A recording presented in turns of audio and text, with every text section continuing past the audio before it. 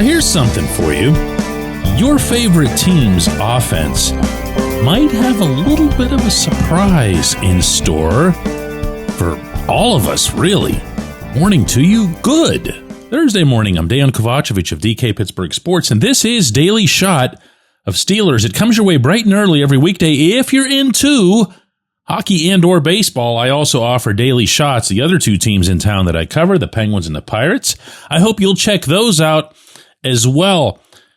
Rich Hribar, who writes for Warren Sharp's football analysis website, did some intensive research on running back usage in recent years. Not the Steelers, the whole NFL.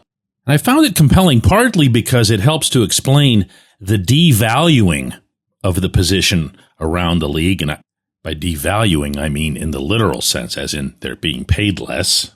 Hribar showed that the rate of touches per game that the running back position gets has gone down 7 years in a row, ranging from 56.7 in 2017 to 54.3 this past season. But it also showed, and this was the part I was eager to share with you, that the receptions per game by the running backs are the reason for that. They have also decreased 7 years in a row. That range is from 10.8 in 2017 to 8.9 this past season. In other words, we're a long ways away from Le'Veon Bell. And the sport as a whole is a long ways away from whatever it was that compelled Bell's idiot agent to ask the Steelers to pay him the wages for both a running back and a wide receiver, if you'll recall. Now, what does this matter in Pittsburgh? Well, I think a lot. First off, when I think of the Steelers throwing to running backs, the first imagery that pops into my mind, fair or not, is Najee Harris dropping everything that was sent out to him. And you can actually picture it yourself as I say it, right? Runs out to the left, soft little toss. He starts looking elsewhere. He doesn't even catch the ball. He finished, by the way, the season with 4 official drops, but noteworthy within that, he had the 5th highest drop rate of any running back in the league at 8.3%. Dude dropped 8.3% of everything thrown his way. Whereas Jaylen Warren, who dropped only one of his 47 targets on the season, he made 38 catches for 310 yards, showed that he could be and has been, keeping this real, a part of such an offense, meaning where you could throw to the running back. Here's where I digress a little bit, and I promise I'll get back to it. In the book Moneyball, and don't ever say that you know about Moneyball because you watched the movie. Go read the book. The book is unbelievable. Just the writing of Michael Lewis is unbelievable. It has nothing to do with baseball or sports or whatever. It's about exploiting weaknesses in a market. That can apply in all kinds of lines of business and life and whatever. If they're zagging, then you zig. If they're all chasing home run hitters, then you go and chase singles guys, contact guys, get on base guys. That's what it's about. It actually had very little to do with money.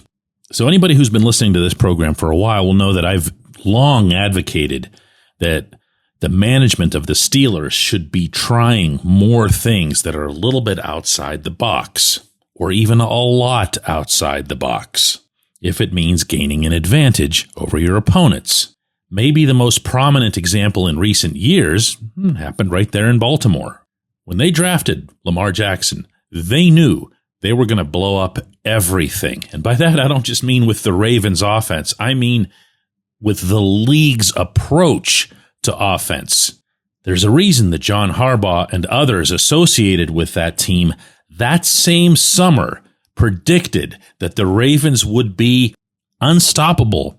And you want to know something? They were. And they've been that pretty much ever since. It was a really, really, really bold move that's paid off with everything, well, except for a Super Bowl for that particular group. Now, the Steelers, to their credit, have had their fair share, even just in these past couple of decades, of bold-type moves. I consider the drafting and utilization of Ryan Shazier to be one of the boldest moves that we've seen in the league in this century. Steelers were way ahead on having inside linebackers who not only look like safeties, but cover like safeties. And Shazier, of course, was among the best of them just as an individual. I consider the recognition and from there the utilization of Troy Polamalu to be something in that category. Heck, if you want to go back to the 90s, Cordell Stewart. Cordell is a 2025 quarterback who was born 30 years too early, and he'd tell you the same thing.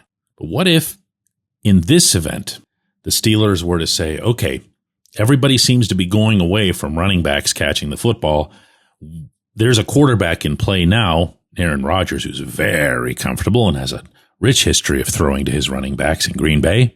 What if we have a guy or even two guys or possibly three guys that we feel can do this on a regular basis? And what if we have one of them who might be able to do it exceptionally well? Now we're getting warm. Now you know where I've been heading the whole time. I have heard that the Steelers are very excited about Caleb Johnson. I've shared that with you previously.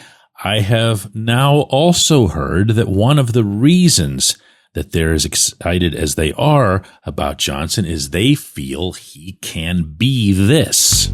They've seen things now here in Pittsburgh of Johnson that leads them to believe, even beyond whatever college tape he's put out there, that he can be this. So they zag, you zig. When we come back, J1Q. This segment of Daily Shot is brought to you by our good friends at Mike's Beer Bar. They're located on Federal Street, directly across from PNC Park. Mike has more than 500 beers on tap, including from more than 50 local breweries. Stop in and say hello. Tell Mike we sent you. Mike's Beer Bar.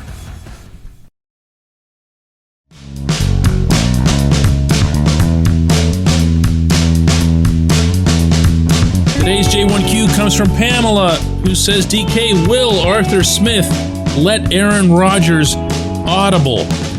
The answer to that, Pamela, and this kind of came up at minicamp, meaning with Rodgers to an extent, with Smith to an extent. The collected answer between the two, if you wanted to take them and just mash them all up into one big ball of tape, would be this.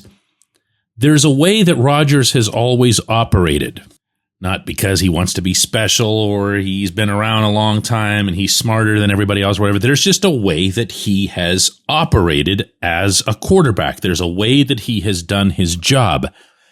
I've said this before, including before he signed here, that if and when you add an Aaron Rodgers, you are adding him because he is Aaron Rodgers and because he has done what he's done, not because he could come in and be what you want to make him. Otherwise, you're wasting the resource, the position, everything.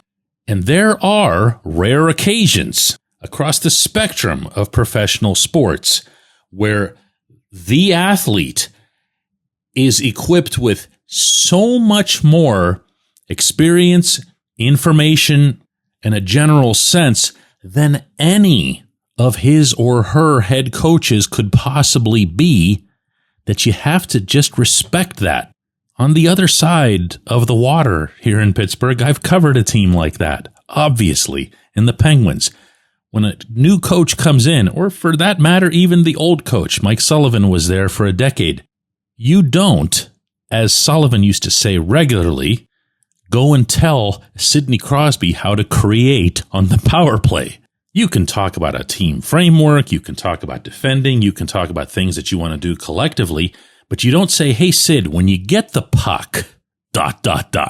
My feel to date, Pamela, is that's what you're going to see, Rodgers and Smith, and that's what you should see, up to and including the playbook itself. It's Smith's playbook. It's Smith's offensive concepts.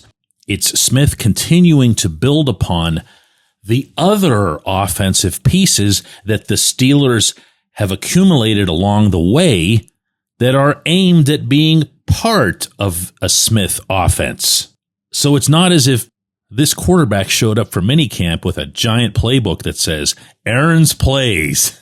And it's the size of a phone book, and he, boom, drops it on the desk in the meeting room. No, he's got to work with what Smith has. He's got to work with the players that he has. But the Steelers, in turn, in order to maximize this asset, well, first and foremost, they need to protect him. Not to keep beating down the age thing, but it's real. And secondly, they have to use what's made him, for the better part of 2 decades, legitimately great. Legitimately one of the top handful of quarterbacks in NFL history. Can egos get in the way of that? Yes, of course they can. Do I believe that Arthur Smith has such an ego? No, I really don't. I feel like I've gotten to know the man pretty well in his year and change here. Does Rodgers have that? How will he react to adversity? Listen, I promised you guys that once he signed, for me, it's a clean slate. I want to see what he can do. I want to see how he interacts with the Steelers. I don't care how he interacted with anybody. Not that this was negative or positive or whatever. I just don't care. In New Jersey, or for that matter, even Green Bay. He's here now. He's in Pittsburgh. He's a Steeler. And his input, yes, Pamela, including at the line of scrimmage, is essential. It's beyond essential to this team getting to where they hope to be. I appreciate the question. I appreciate everybody listening to Daily Shot of Steelers. Don't forget, we have a double shot coming up today at 4 p.m. Eastern. That's live on our YouTube channel. You can be part of that, and we hope that you are. Find the DK Pittsburgh Sports channel there, or just come and watch on our own app website at DK Pittsburgh Sports.